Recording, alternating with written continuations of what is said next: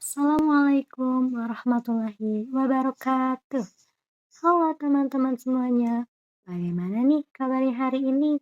Semoga kita semuanya selalu berada dalam keadaan sehat. Pada video kali ini, kita akan membahas mengenai materi aljabar. Sebelumnya, saya ingin memperkenalkan terlebih dahulu, karena tak kenal maka tak sayang. Perkenalkan, nama saya Siska Saskia Maharani dengan NPM 222151152 dari jurusan Pendidikan Matematika.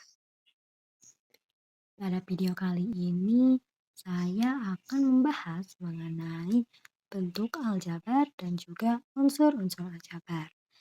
Nah, untuk tujuan pembelajarannya yaitu peserta didik dapat mengenal bentuk aljabar, mampu menjelaskan bentuk aljabar, mampu mengidentifikasi unsur-unsur bentuk aljabar, dan juga dapat menyelesaikan permasalahan nyata dalam bentuk aljabar dengan benar. Lantas, ayo kita masuk pada materi pembelajaran. Nah, bagaimana sih bentuk aljabar itu? Mari kita mengenal bentuk aljabar. Pada kegiatan satu ini terdapat suatu hari Naila menyusun suatu pola yang membentuk gabungan persegi. Susunan pola persegi tersebut disusun menggunakan korek api. Naila memberikan tantangan kepada Arif untuk menghitung banyaknya korek api yang digunakan ketika diberitahukan suatu pola tertentu dengan cepat. Arif berhasil menemukan jawabannya dan dapat menjawabnya tanpa perlu menghitung satu persatu korek api tersebut. Mari kita cermati lebih dalam mengenai pola persegi dan jawaban Arif menggunakan tabel berikut ini. Sekarang ayo kita lihat tiga kolom terakhir pada tabel di atas, yang mana adalah pemecahan bilangan-bilangan dari jawaban Arif. Setiap bilangan-bilangan tersebut menyatakan suatu karakteristik pada pola persegi yang dibuat oleh Naila. Sekarang kita fokuskan pada kolom yang nilainya berubah-ubah, yaitu kolom B.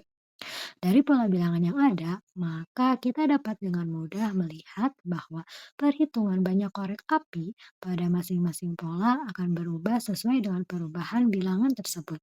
Jadi, kita dapat membuat kalimat-kalimat matematika di bawah ini menjadi hanya satu kalimat matematika umum sebagai berikut. 1 ditambah 1 dikali 3. 1 ditambah 2 dikali 3, 1 ditambah 3 dikali 3, dan seterusnya. Yang mana kolom yang berubah-ubah itu yaitu 1, 2, 3 yang menunjukkan bahwa banyaknya persegi. Nah, kalimat matematika umum ini terlihat tidak efisien karena ada bagian yang dinyatakan dengan gabungan kata atau kalimat.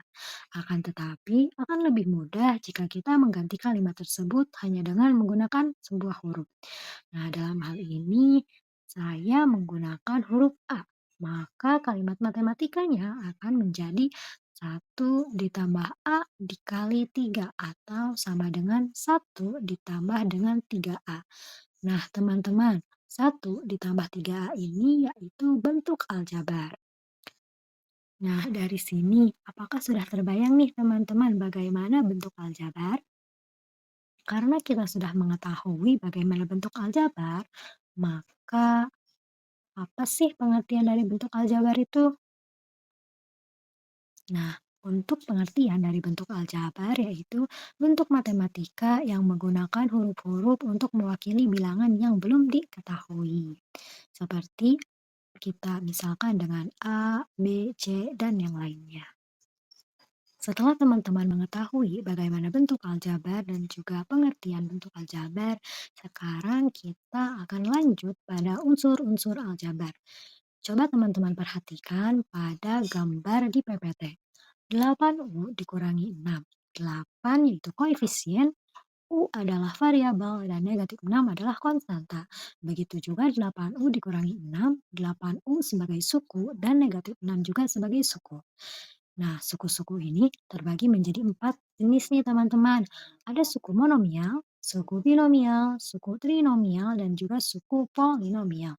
Suku Monomial yaitu satu suku, binomial dua suku, trinomial tiga suku, dan polinomial banyak suku. Nah, dari gambar tersebut, kita mengetahui nih bahwa terdapat empat unsur aljabar dan juga terdapat empat bentuk aljabar berdasarkan bentuknya. Nah, kira-kira pengertian untuk koefisien, variabel, konstanta, dan suku itu bagaimana sih? Nah, untuk pengertian dari unsur-unsur aljabar yaitu yang pertama variabel. Variabel adalah huruf-huruf yang mewakili nilai yang tidak dapat diubah. Sedangkan untuk koefisien, faktor konstanta dari suatu suku pada bentuk aljabar, biasanya berupa angka atau bilangan. Sedangkan untuk konstanta yaitu nilai tetap yang konsisten atau suku yang tidak mengandung variabel. Untuk suku, yaitu variabel beserta koefisiennya atau konstanta yang dipisahkan oleh operasi penjumlahan atau selisih. Nah, itu adalah pengertian dari unsur-unsur aljabar. Nah, sekarang kita akan coba ke contoh soal. Untuk contoh soal, coba perhatikan, Pak Surya adalah seorang petani buah. Suatu hari, Pak Surya memanen buah, semangka, mangga, pisang, dan juga apel. Kebun Pak Surya memiliki bentuk seperti labirin pada gambar. Bantulah Pak Surya memanen buahnya. Nah, dalam gambar diketahui nih bahwa jalur ke satu itu yaitu ke atas, jalur kedua ke bawah, dan ketiga yaitu ke depan.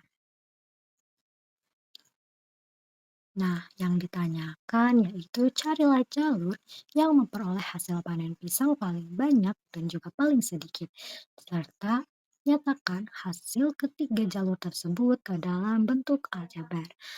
Nah, untuk menyelesaikan contoh soal berikut yaitu ada tipsnya nih teman-teman, yaitu menggunakan huruf kecil dalam permisalan. Untuk yang pertama, yaitu kita akan permisalkan buah-buah tersebut ke dalam huruf kecil. Di sini A untuk apel, M untuk mangga, P untuk pisang, dan juga S untuk semangka. Jika sudah kita misalkan, kita akan hitung ada berapa banyak apel, mangga, pisang, dan semangka pada ketiga jalur tersebut. Nah, pada jalur pertama terdapat dua buah apel, satu mangga, dua buah pisang, dan satu semangka. Maka kita akan tulis menggunakan simbol atau bentuk aljabarnya menjadi 2A ditambah M ditambah 2P ditambah dengan S. Nah, untuk jalur yang kedua yaitu kita mempunyai 3 buah apel, 3 buah mangga, 3 buah pisang, dan juga 3 buah semangka. Jadi kita tulis ke dalam simbolnya 3A ditambah 3M ditambah 3P ditambah dengan 3S. Nah, untuk jalur yang ketiga yaitu kita mempunyai 3 buah apel, 1 mangga, 5 pisang, dan juga 3 semangka. Maka ditulis ke dalam simbol bentuk aljabarnya yaitu 3A ditambah M ditambah 5P ditambah dengan S. Maka dapat kita simpulkan dan juga jawab contoh soal berikut yaitu jadi jalur buah pisang terbanyak adalah jalur ketiga yaitu terdapat 5 buah pisang dan juga jalur dengan buah pisang paling sedikit adalah jalur yang pertama yang mana terdapat sebanyak 2 buah pisang. Nah, selanjutnya kita akan lanjut pada latihan soal. Untuk latihan soalnya yaitu suatu hari Pak Yanto membeli 2 karung beras, 3 karung tomat, dan 5 karung jagung manis untuk kebutuhan acara di rumahnya. Setelah dibawa pulang, ternyata istri Pak Yanto merasa bahwa beras yang dibelinya kurang. Kemudian Pak Yanto membeli beras lagi sebanyak 5 kilogram. Nah, dalam permasalahan tersebut, sebutkan mana yang termasuk ke dalam konstanta dalam bentuk aljabar. A. 3, B. 2, C. 5, dan D. 4. Nah, mari kita kerjakan penyelesaian tersebut bersama-sama. Untuk penyelesaian soal tersebut, maka diketahui bahwa Pak Yanto membeli 2 karung beras, 3 karung tomat, 5 karung jagung, dan juga 5 kilogram beras. Nah, yang ditanyakan yaitu berapa koefisien dari bentuk aljabar tersebut.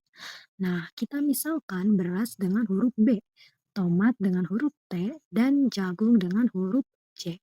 Maka didapat bentuk aljabar dari masalah tersebut yaitu 2B ditambah 3T ditambah 5J ditambah 5. Nah, 5 di sini tidak kita misalkan atau dibarengi dengan huruf ya, karena sudah jelas bahwa jumlahnya yaitu 5 kilogram. Nah, maka didapat bahwa konstantanya yaitu adalah 5. Jadi jawaban yang benar adalah C, teman-teman. Jika teman-teman menjawab A dan B, maka itu salah ya, bukan konstanta, melainkan koefisien. Dan jika teman-teman menjawab D, itu juga salah ya, karena 4 itu tidak disebutkan dalam soal teman-teman. Bagaimana? Apakah sudah paham teman-teman? Nah, di sini saya juga mempunyai kuis nih teman-teman, agar teman-teman lebih memahami materi mengenai bentuk aljabar dan juga unsur-unsur aljabar. Di sini, setiap kuisnya akan saya berikan waktu 10 detik untuk teman-teman menjawab. Oke? Nah, jadi teman-teman harus lebih teliti dalam membaca soal agar jawaban teman-teman benar. Oke, kita akan mulai saja ya kuisnya. Untuk nomor satu yaitu 1, 2, 3, 4, 5, 6, 7, 8, 9, 10. Kira-kira jawaban yang benar untuk nomor satu apa ya? Nah, ternyata jawaban yang benar adalah B, teman-teman. Siapa nih yang jawabannya benar? Selamat ya, berarti teman-teman sudah memahami tentang bentuk aljabar dan juga unsur-unsur aljabar. Tapi yang belum benar jangan berkecil hati ya. Sekarang kita lanjut pada nomor 2. 1, 2, 3, 4, 5, 6, 7, 8, 9, 10. Nah, kira-kira jawaban yang nomor 2 apa ya? Nah, jawaban yang nomor 2 adalah A nih teman-teman. Siapa nih yang benar juga? Selamat ya. Dan yang belum benar jangan berkecil hati. Terima kasih kepada teman-teman yang sudah menonton dan juga menjawab kuis serta soal-soal yang ada dalam video ini. Semoga video ini bermanfaat ya dan dapat membantu teman-teman untuk lebih memahami bentuk aljabar dan juga unsur-unsur aljabar. Sampai jumpa di pertemuan berikutnya teman-teman. Assalamualaikum warahmatullahi wabarakatuh.